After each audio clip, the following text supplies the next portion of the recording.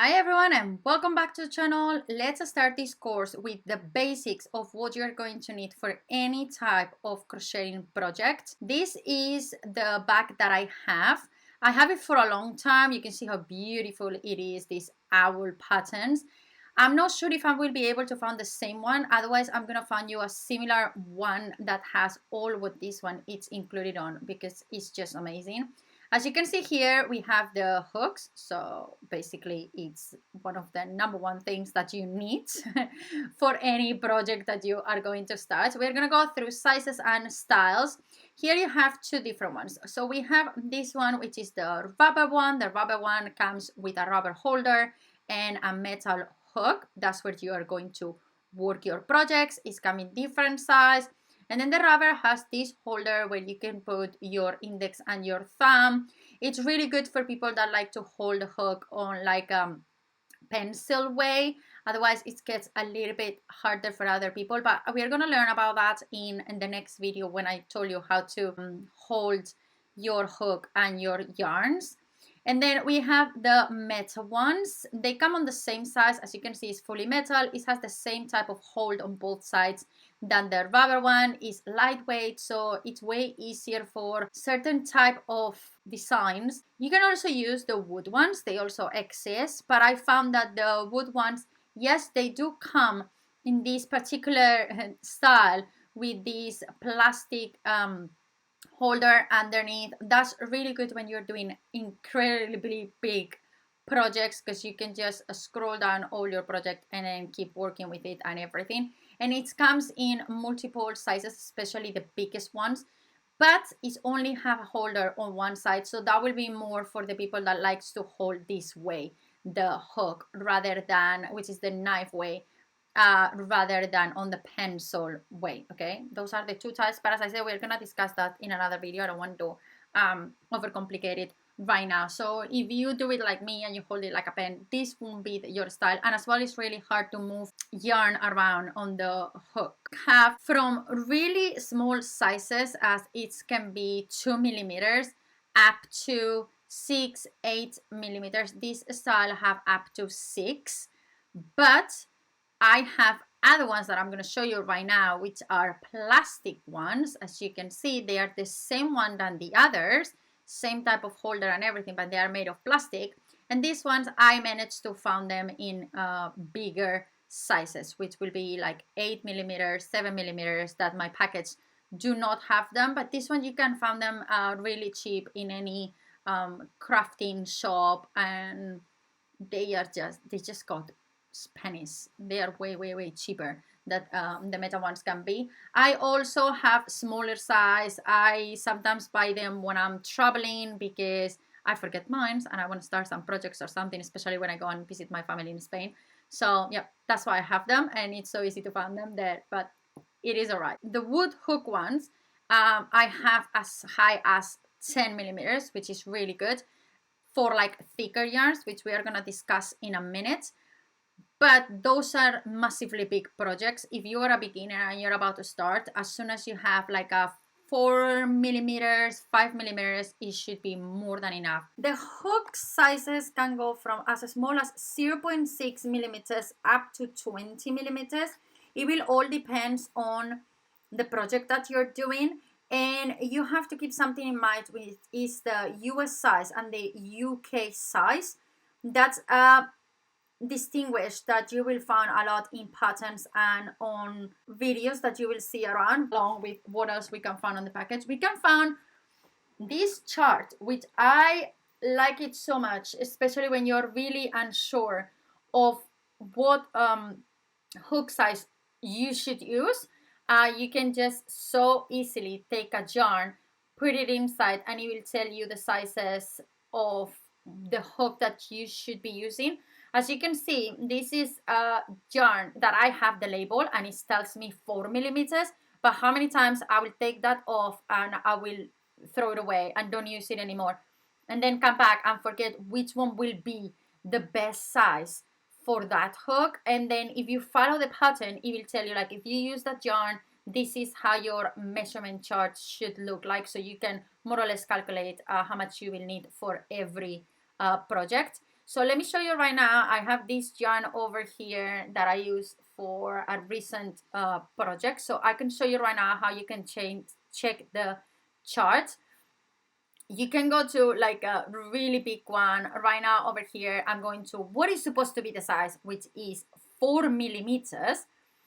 And I'm gonna put it through. As you can see, it's give me room enough, it's good enough, but depends on the project, it might be quite loose. If I go up to, let's say, 3.5 millimeters, which is a size 4 on the US, it will be getting tighter and tighter. As you can see, like it gets harder to put it through. That means the project, all the stitches that I'm gonna make, they are just gonna be really, really small. And if you go way lower than that, as you can see, I cannot even fit it. So I wouldn't suggest this type of yarns for small projects unless you want to have these chunky designs where you can barely see what you're doing at all.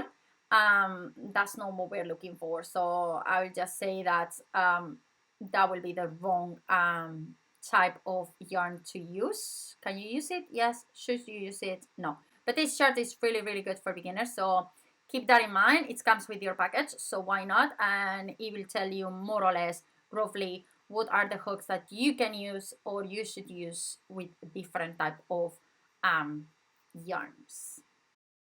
Let's move on with the next things that you are absolutely going to need. We are gonna need yarns, of course. So you are going to need any type of yarn depending on the project. This one is really thin one, is quite small, it's made of 80% wool and 20% nylon. This one is really good for small projects, especially now for the upcoming Christmas. I have this one, it's a baby yarn. As you can see, it's as well really thin, and it's called for a 3.54-ish millimeters. Again, it's for baby project. It's 50% acrylic and 50% polyamide. And then we have the Women's Institution. This one is 100% acrylic yarn, and it's quite good for any kind of spring, autumn designs. I do a lot of projects with this one, especially I do headbands and some cardigans or some hats. But this one will be more of your late autumn, wintry style. With this one, you can do thicker projects. You can see the difference between one another. It's nearly the double. It might not feel like when you are working, but that's the thickness of what you are getting. And then it will make a difference on how your project look like, okay? And then that one will ask for a 4 millimeters, both of them. But I will say the thick one in a 4 millimeters will look quite tight, and then in the other one it will look quite loose.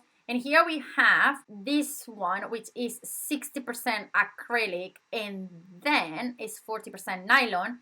This one is a proper winter yarn, okay? You can see it on the thickness, you can feel it when you touch it.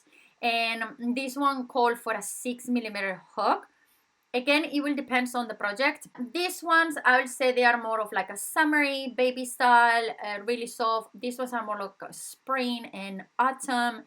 And it can be winter, don't get me wrong, if you make it quite tight, some of them, and you want them to be thick. But this one is absolutely winter. And any project you want to create for winter and you want to create that thickness and chunky one, it will be that one over there. But there's a whole variety of yarns that you can find. And then over here we have some other tools that we're gonna need. Measure tape. This measure tape, I love it because it's in centimeters and in inches, and so many of the projects that you're gonna see, they are based on inches. So I can come and say 5 inches, I turn around, okay, I know it's between 12 and a half and 13 centimeters, so I know how long my project has to be. These clippers as well, they come with the bag, and they are really good for yarns. They do a really sharp, clean cut, better than scissors. You have to be really careful with the type of scissors that you use for your yarns. Otherwise you're gonna get all of these hairy ends that for me they are really annoying, and you're gonna end up have to chopping them. So have a clean cut on your yarns and they are ready to work again.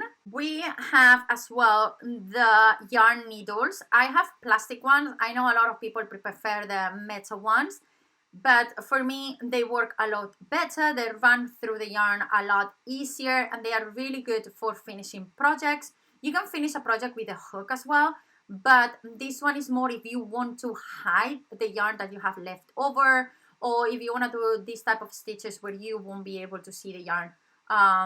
You have to use a needle, not a hook. And then we have some something really important as well that you're going to need. It comes in so many varieties, in so many sizes and styles, which are the stitch markers. I have these plastic ones. I buy them on bulk and they are perfect for any type of project that I do. Either is counting chains or is adjusting projects. I'm going to show you a project right now so you will understand a little bit what I mean with adjusting projects. This cardigan that I've been working on, these are the sleeves. When I make them, all the yarn will be quite tight and quite attached one another. So what I did is I put stitch markers everywhere and I stretch my project to be both sides the same way. These are another type of markers that you can find. These ones are more used on knitting than on crocheting. But if you have to separate a big chunk of project, these ones are the best one because you just can roll all your stitches inside and then keep them in place, continue working on the other side, and then come back to it when you have to. And another type of markers that I use are these clip ones. They are really good. They are really firm and they keep your projects tight. I use them a lot when I'm sewing pieces and I need to remove my stitch markers.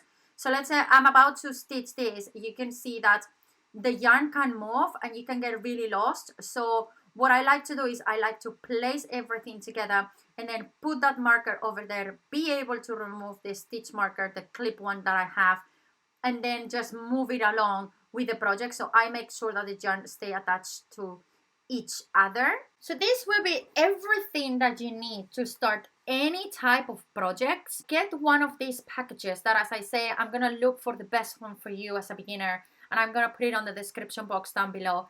Grab a yarn of your choice, whatever you think is the first project you want to make. Don't try to overcomplicate it. I'm going to go through the next few videos on simple projects and then you're going to see that we don't have to make things so complicated. And I'll see you on the next video.